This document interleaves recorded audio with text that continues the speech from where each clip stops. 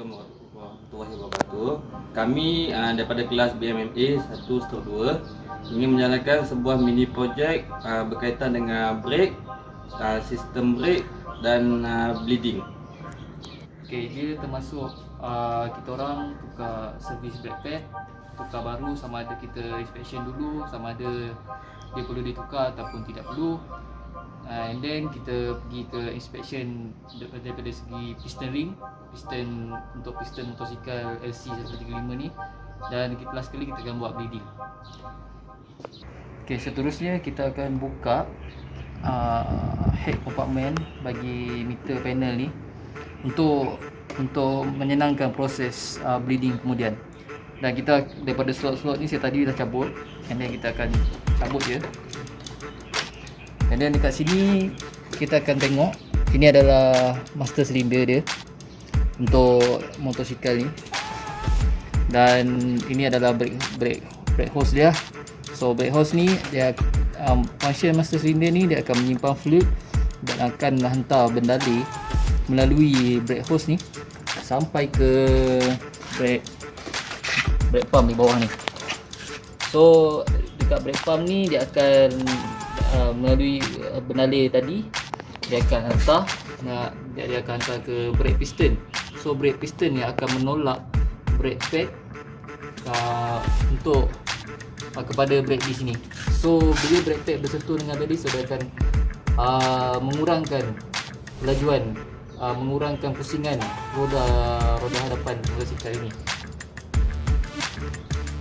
So untuk sebelum kita memulakan servis ni, kita kena meleraikan dan membuka membuka rim melalui nut ni lah. Nut ni bersaiz 13mm dan sebelah ni 14mm. So kita gunakan tool yang ada pada kita yang sesuai untuk buka.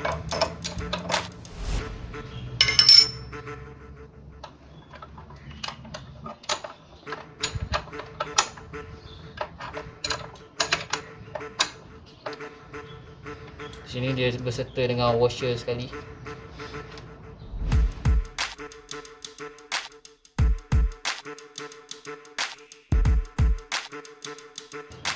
So, kita kena cabut speedometer ni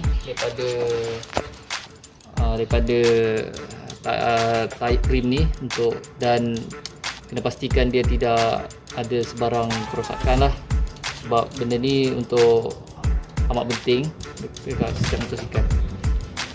Okay, di sini kita nampak dia ada satu dia ada locking pin untuk menahan brake rod ni, brake pad rod. Ada brake pad ni untuk daripada keluar lah. So locking pin ni dia akan menahan rod untuk memegang brake pad, brake pad ni. So dekat sini kita nampak satu di depan dan satu di belakang. So kita kena cabut dua-dua ni.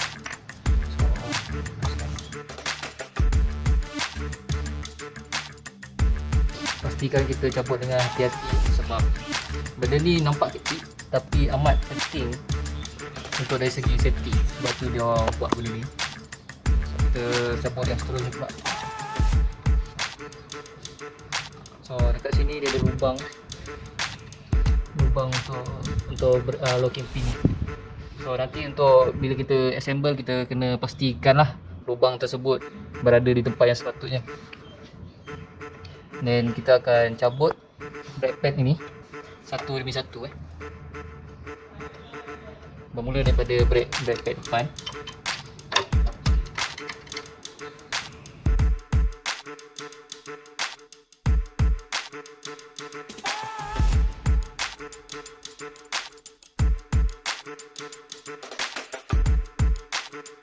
So di sini inilah brake ini adalah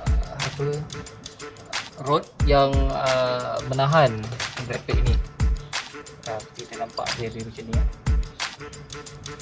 Dan setiap locking pin akan diletakkan di setiap lubang tersebut untuk menahan daripada ni. Dan seperti kita lihat, ini adalah keadaan semasa brake pad motosikal ini. Dan dia ada sedikit haus berbanding yang baru. Dan ini perbezaan yang ketara yang kita nampak. So nampak ketebalan baru dan yang sekarang lama lah. Tapi actually benda ni masih boleh digunakan lagi kerana longkang tersebut dan tapak dia masih dalam. So jika kita nak gunakan lagi, so benda tu masih boleh lah. Okay, di sini kita akan mengambil ukuran ketebalan brake pad ni daripada pad ni hingga ke backing plate. Ini belakang ni kita panggil dia backing plate untuk memegang brake pad ni, brake shoe. So kita akan mengambil di setiap point 1, 2, 3, 4, 5, 6. Kita akan ambil 6 point dan kita akan mengambil ukuran menggunakan vernier caliper ni lah. Sini kita dah mencatatkan untuk setiap ukuran di sini, di sebelah kanan, di sebelah kiri dan di sebelah kanan. Dan berbanding dengan ukuran yang baru, kita mendapati yang baru ini dia punya bacaan lebih tinggi kerana dia baru, dan seeloknya kita tukar brake pad tersebut kepada brake pad yang baru. Apa yang kita nampak di sini, permukaan ni ada sedikit haus, tapi itu adalah perkara biasa kerana yang menyebabkan dia haus adalah brake shoe. So dekat sini brake shoe akan menggeser brake disc ini untuk mengurangkan kelajuan motosikal, untuk mengurangkan kelajuan pusingan tayar ini. So kita ada dua cara. Satu, untuk sekiranya kita hendak pakai brake shoe yang lama, kita sama ada kita nak pastikan dia boleh digunakan ataupun tidak, kita kena mengetakkan satu kapur di kawasan brake shoe ni, dan kita akan kapur di kawasan brake disc ni. Dan bila kita bergeser menggunakan cara ini, kita geser, sekiranya kita nampak kapur yang berada di brake disc ini akan melekat rata ataupun tidak di brake shoe ni. So kita akan nampak di mana permukaan yang rata dan di mana permukaan yang tak rata.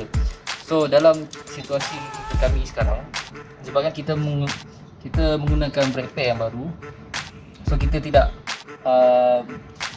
membuat pendekatan tersebut, tapi kita akan cukuplah saya sekadar memberi informasi sekiranya kita hendak menggunakan brake shoe yang lama berbanding kita membeli yang baru. So bila yang baru, so dia tak ada masalah dari segi ketebalan, kerana yang baru dia akan mengeluarkan ketebalan yang optimum dan yang mengikuti spesifikasi kilang. Kita melihat brake pump ni. Di sini kita nampak ada dua batang rod untuk slot kepada brake pump ini. So kita nampak di sini kita dah applykan grease, dan sekiranya kita tidak ada grease, kita boleh gunakan grease spray berbentuk cecair. Kerana untuk yang sedia ada, sama ada kita gunakan cecair ataupun kita gunakan lubricant ataupun sapu minyak kat sini. Tapi untuk keadaan sekarang kita gunakan cecair lah. Kita spray sikit di kawasan rod ini, dan kita masukkan dia di dalam slot yang disediakan.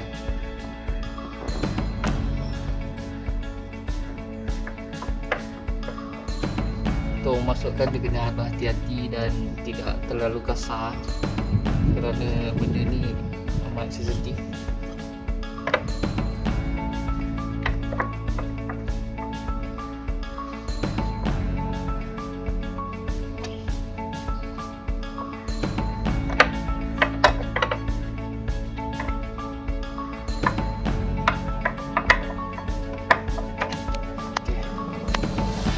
Kita boleh main-mainkan dia bagi slot tu senang keluar masuk nanti.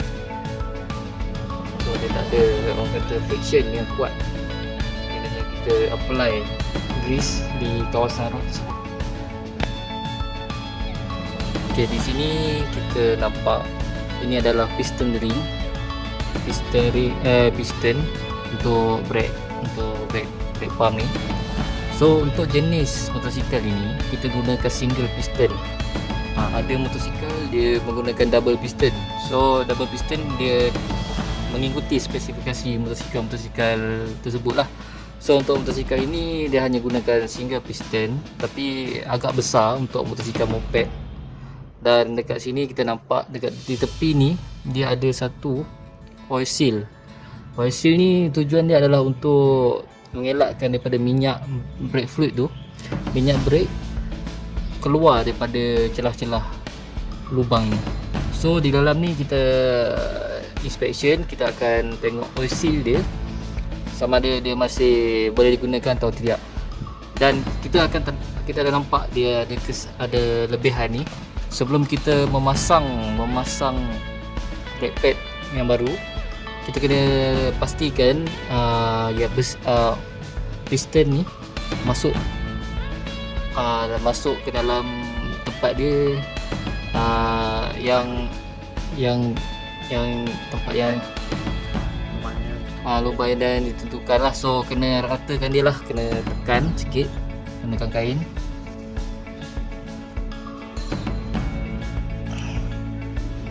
Kita kena tekan kuat sikit lah.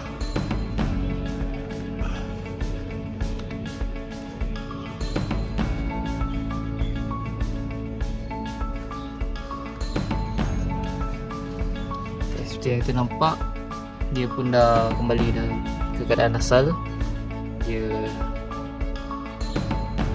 So sampai ni kita akan memasang brake pad yang baru.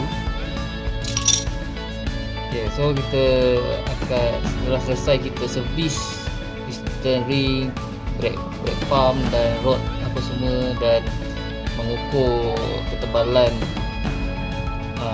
setiap brake pad dan brake disc, kita akan memasang kembali brake pad yang baru.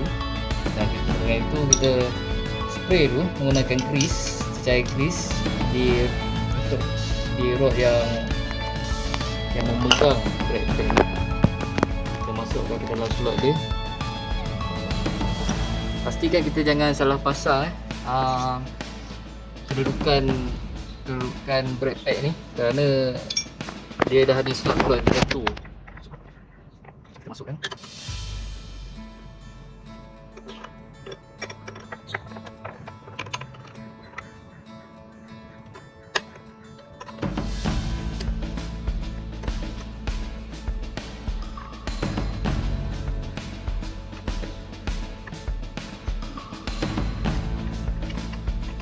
So sebentar tadi kita ada locking pin yang diletakkan di kawasan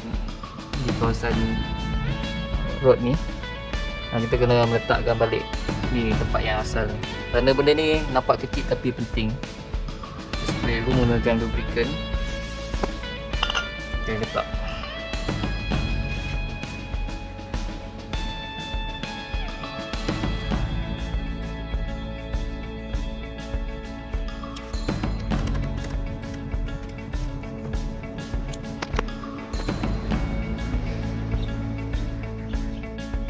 Pasang balik rim ni dan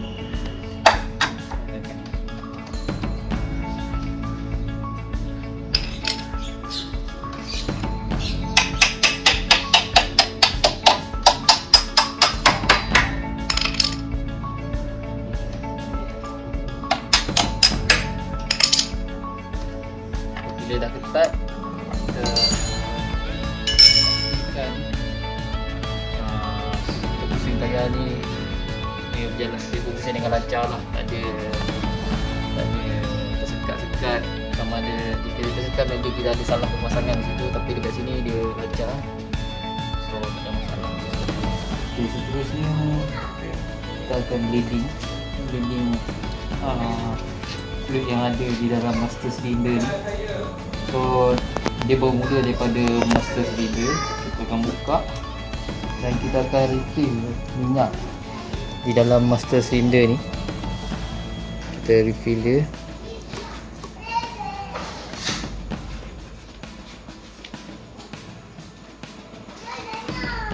Okay, kita dengar dia ada filter dia.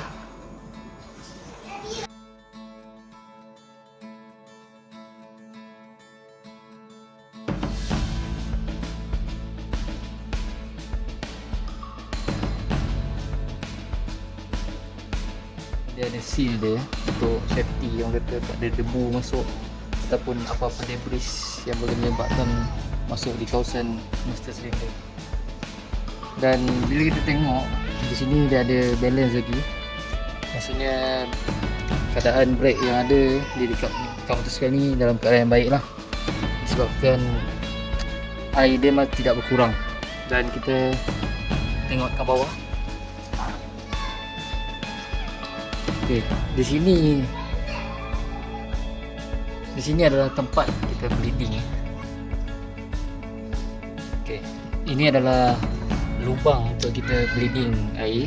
So equipment yang kita guna untuk kita bleeding adalah sepanas saiz 8. Pastikan kita, kalau untuk menyenangkan kita ambil yang ada ring macam ni lah, daripada yang jenis terbuka macam ni.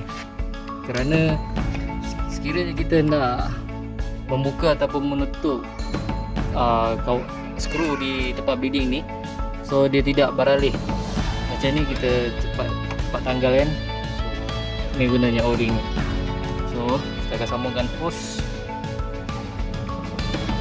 Kerana kita gunakan hose ni, suction pump ni untuk memudahkan lagi kerja kita.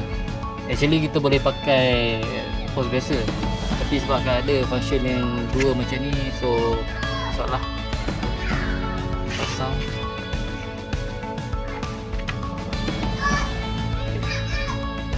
Ini pertama tu buat, kita buka. So kita dapat lihat kan, minyak sudah mula masuk. So tujuan bleeding ni adalah untuk kita mengeluarkan bubble-bubble yang ada di dalam hose brake kita ni, supaya sistem kita lebih mencengkam. So kita ketatkan balik. Okay, cara untuk bleeding adalah kita kena mengepam brake lever ni dalam 5 ataupun 6 kali untuk mengeluarkan angin yang ada, bubble yang ada di dalam hose brake dan sistem brake kita. So apabila kita menekan, sekiranya kita hendak mengeluarkan angin tersebut, masa kita sebelum kita membuka skru, loosekan skru ni, kita kena tekan. Kita tak boleh lepaskan brake lever tersebut. So dalam keadaan saya tekan brake, so saya buka.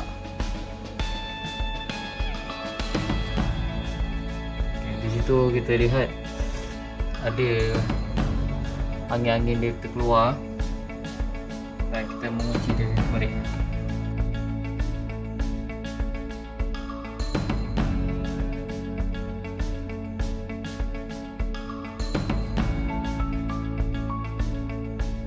Okey, kita akan mengulangi proses buka dan tekan selama 3 ataupun 4 pusingan lah. So selepas habis, disebabkan kita dah mengeluarkan bubble-bubble yang ada di dalam bleeding, di dalam brake hose ni dan di dalam sistem brake kita, sistem brake disc ni, kita kena semestinya minyak cecair yang ada di dalam master cylinder akan berkurang disebabkan kita telah membuat proses ni. Oleh itu kita akan menambah, merefill minyak yang ada menggunakan brake fluid yang disarankan oleh Yamaha, iaitu .3 ataupun .4. Dia dua-dua pun boleh. So kita kena buka dulu benda ni. Kita akan refill di atas.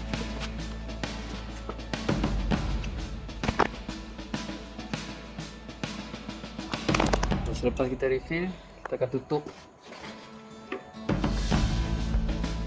Ini adalah dia punya seal, casing seal dia untuk mengelakkan minyak terkeluar daripada kawasan master brake silinder ni. Kita akan lap sikit yang minyak yang dah terkeluar.